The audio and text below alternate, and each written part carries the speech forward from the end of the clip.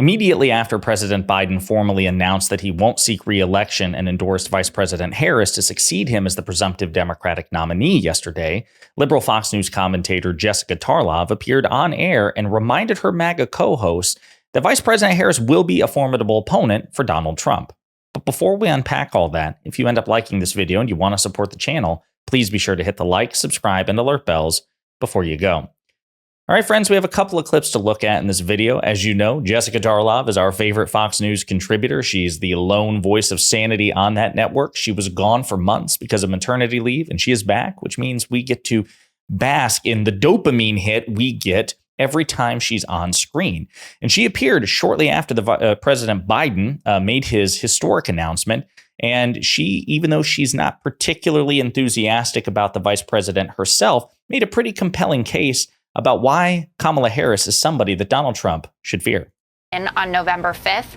But what's very clear, and I was when I found out actually with a friend of mine who works for the Biden-Harris campaign who had no idea that this was coming, that he woke up today and he felt differently about this. And this really came down to a personal decision for him and his family, for Jill Biden and Hunter Biden, who had obviously been close advisors, and that he thought that the country was going to be in better hands going into November with Vice President Harris at the top of the ticket.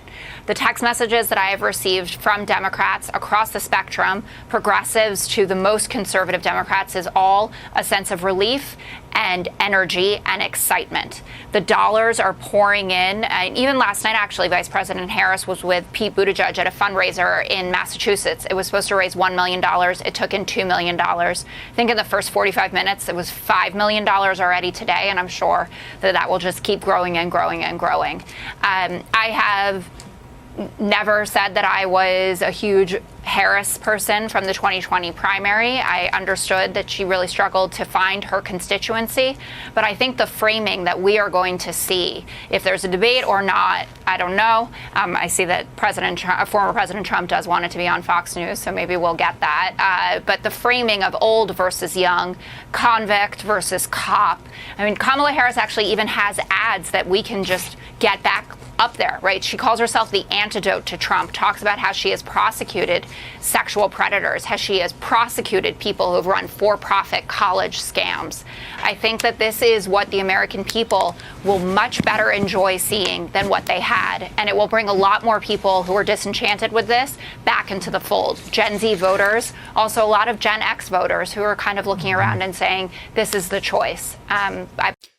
I think she makes out a very compelling case. And she said a couple of things that I really want to address. So again, this was in the immediate aftermath of President Biden making his decision. And she rattled off a figure about the donations that were tracked through Act Blue, which is like the primary donation mechanism for the Democratic Party. And actually, as a matter of fact, the number by the end of the night was staggering. $89 million. Was raised yesterday, $89 million in the aftermath of the president's decision and his decision to endorse Vice President Harris. Based on the preliminary information, because, I mean, the final tally hasn't been made. Of course, the Harris campaign is accepting additional donations. But this looks like to be the biggest small donor donation day of fundraising. Potentially forever. I mean, we just don't know. I mean, but it is a staggering sum, because when Vice President Harris when she accepted the president's endorsement, she inherited $96 million from the Biden-Harris campaign. So she's effectively doubled her fundraising in a single day. That's a pretty strong indicator of enthusiasm. Something else that Jessica Tarlov said that I wanted to draw attention to was the notion of debate. Now, Vice President Harris is a formidable debater, particularly when she was in the Senate. I mean, you could see, like, during hearings, just two notable ones which popped to mind immediately was her cross-examination, so to speak, of Attorney General Bill Barr, who is a coward in so many ways, but he's not an idiot. He's somebody who has served as Attorney General twice under President George H.W. Bush and then again for Donald Trump.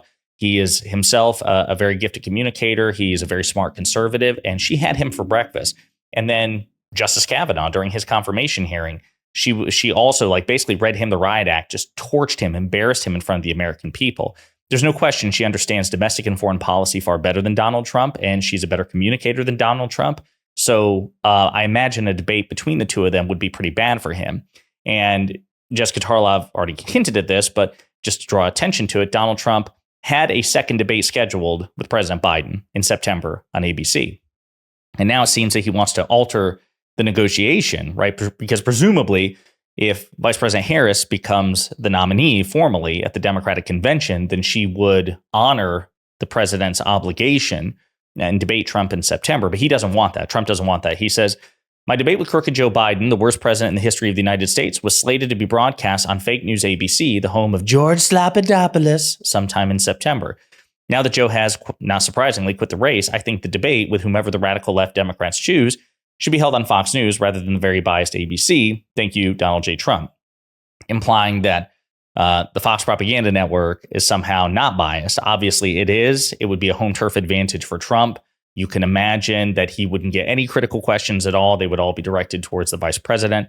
I will also point out that George Stephanopoulos on ABC gave President Biden an extremely tough, relentless interview just days after the disastrous debate against Donald Trump, relentlessly picking at President Biden's answers. I mean, just George Stephanopoulos, yes, he's liberal. Yes, he served in the Clinton administration, but he can be pretty brutal to Democrats as well. It remains to be seen if the Fox propaganda network is capable of something like that with Donald Trump, particularly since somebody like Chris Wallace left. Something else I want to draw attention to was, Jessica Tarlov mentioned that, the Harris campaign can effectively just blow the dust off of 4 or 5 year old ads that Harris made against Trump when she was running in the 2020 Democratic primary, right? She ran against President Biden. She ran against Pete Buttigieg, Bernie Sanders, and others to try to get the nomination to be president in 2020. And during that process, she ran some pretty brutal ads against Donald Trump. And I want to play one of those ads. And remember, this is 4 or 5 years old. Imagine the new stuff that she could add to it. Sick of this? Well, think about this. He's a world leader in temper tantrums. She never loses her cool. She prosecuted sex predators. He is one. Grab him by the... She shut down for-profit colleges that swindled Americans. He was a for-profit college. At Trump University, we teach success. Literally. He's owned by the big banks. She's the attorney general who beat the biggest banks in America and forced them to pay homeowners $18 billion. He's tearing us apart. She'll bring us together. This is Trump. And in every possible way, this is the anti-Trump. So if that's what you're looking for in your next president, there's really only one. Kamala.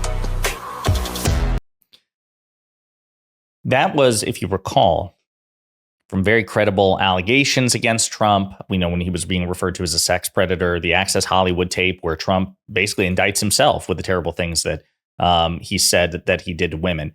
Now, since then, Donald Trump has been found liable for sexual abuse and defamation of E. Jean Carroll. And the presiding judge did clarify that what the jury found is that Donald Trump raped E. Jean Carroll. That is a matter of adjudication. Donald Trump is an adjudicated rapist.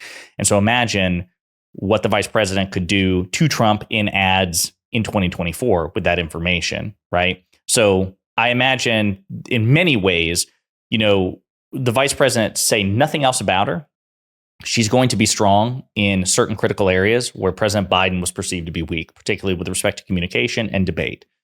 Maybe that's enough to get her over the finish line, especially if she's also able to appeal to the record that she and the president can attribute to, the historic legislation that was passed. But either way, in many ways, I think this race is about to get a lot more interesting. And I think Jessica Tarlov makes a really good point about the sort of campaign that someone with the prosecutorial background of Kamala Harris can now make against Donald Trump.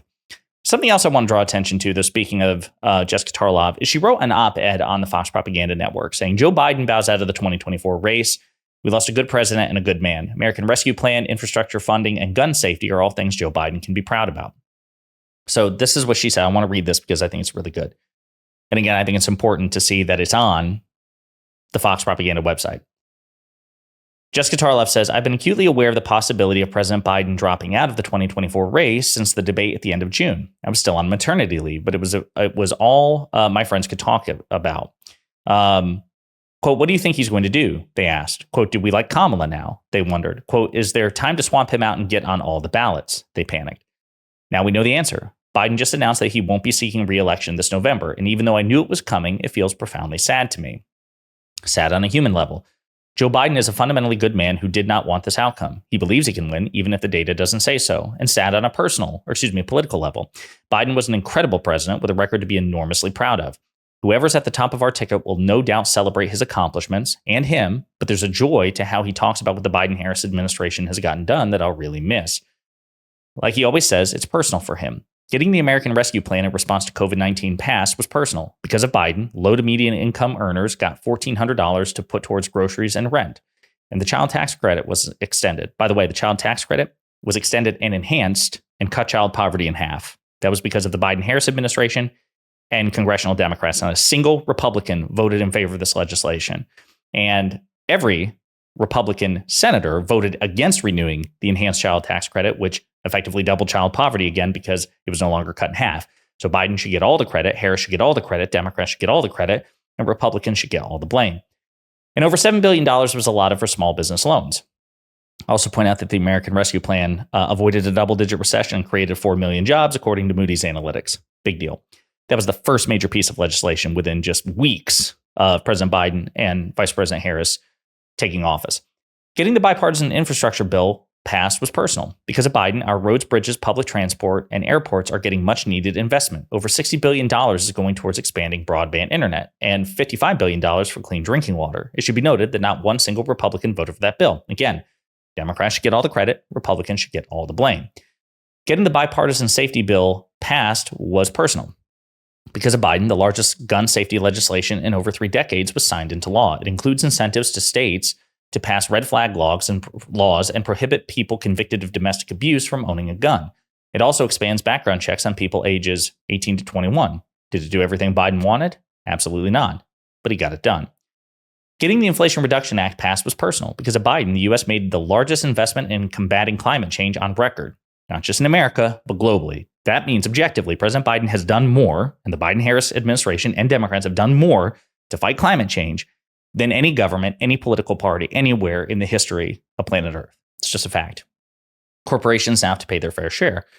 Medicare can now negotiate the price of certain expensive drugs. Insulin is capped at $35 a month. Come on, man, as Biden would say. Again, these are huge. Getting the Chips and Science Act passed was personal. Because of Biden, over $50 billion in federal incentives was granted to semiconductor manufacturing, leading to thousands of new good-paying jobs across America. 800,000 manufacturing jobs under President Biden, as a matter of fact. There has been over $200 billion in private sector investment as a result. By the end of the decade, we'll produce close to 20% of the world's most advanced chips. That's how you stick it to China. What's more, under Biden, we have record low unemployment, a record high stock market. We're producing more crude oil than any other country in history, 13 barrels a day. Again, from the progressive lens, that's a knock against Biden, but to conservatives and centrists who worry about, transitioning too quickly away from green energy and, cutting off fossil fuel, well, we are actually more energy independent between fossil fuel and green energy alternatives than at any other point in history, including under Donald Trump. It's just simply a fact. And if you disagree, you're wrong or a liar. Our economy is the envy of the world. NATO is stronger, and we're a force for good in the world. I could go on, but no doubt you'll hear all about all these accomplishments and more as the campaign unfolds. I know that I speak for regular Democrats in thanking Joe Biden for an incredible 4 years and saying we're really, really sad. Father Time really came for a really good one. So listen, I think that, again, Jessica Tarlov makes a pretty compelling case here. I think it's important that in the aftermath of this, she's on air cautioning MAGA, like, hey, this is somebody you should be afraid of, this being Vice President Harris, and Donald Trump should take it seriously. Will he? I don't know. But as we'll show in later on videos, people in Trump's orbit and other MAGA Republicans on the Fox Propaganda Network, they are starting to panic, and it's glorious. Let me know what you think in the comments.